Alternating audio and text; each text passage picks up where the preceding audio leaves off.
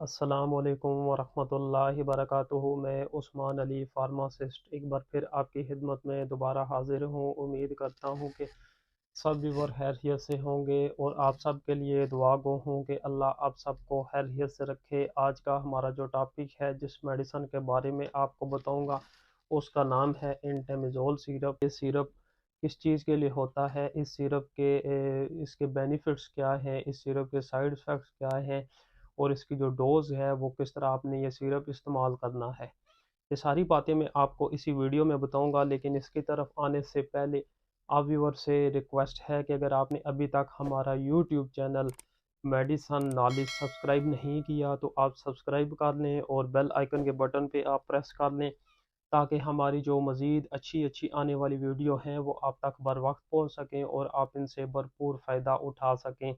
سب سے پہلے انٹیمیزول جو سیرپ ہے، اگر اس کمپنی کی بات کی جائے تو یہ ایبل لیبارٹریز نے بنایا ہوا ہے، جو کہ ایک بہت ہی ملٹی نیشنل کمپنی ہے۔ اس کی اور بھی جو پروڈکٹس ہیں وہ اپنے رزلٹ کے لحاظ سے، ایفیکیسی کے لحاظ سے بہت ہی مشہور ہیں، اور یہ انٹیمیزول جو سیرپ ہے یہ بھی ان میڈیسن میں سے ایک میڈیسن ہے کہ جس کے بہت ہی ایفیکٹیو رزلٹ ہیں۔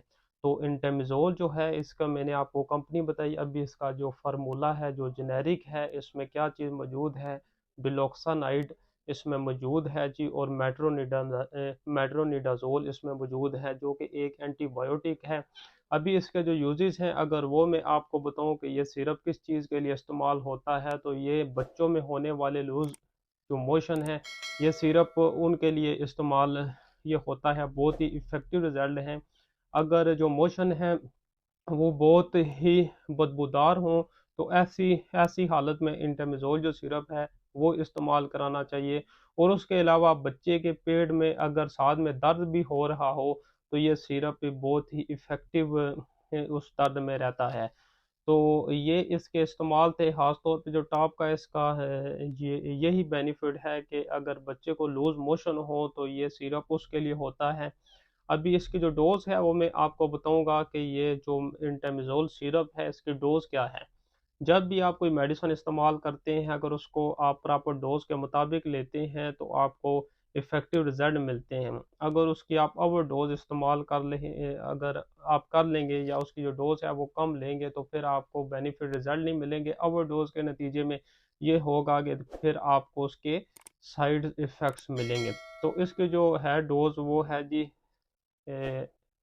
یہ والی 7.5 mg پر کے جی کے لحاظ سے یہ اس کی ہے جی ڈوز۔ یہ ہر 8 گھنٹے بعد یہ جو ہے ڈوز یہ ریپیٹ کرنی ہے۔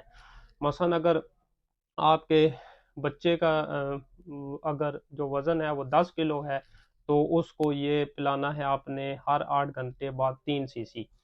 تو یہ اس کی میں نے آپ کو ڈوز بتائی، اور اس ویڈیو سے متعلق اگر آپ کا کوئی بھی سوال ہو تو آپ ہمیں کمنٹس میں بتائیں، اور ہماری مزید سپورٹ کے لیے ہمارے چینل میڈیسن نالج کو سبسکرائب کر دیں۔ جزاک اللہ۔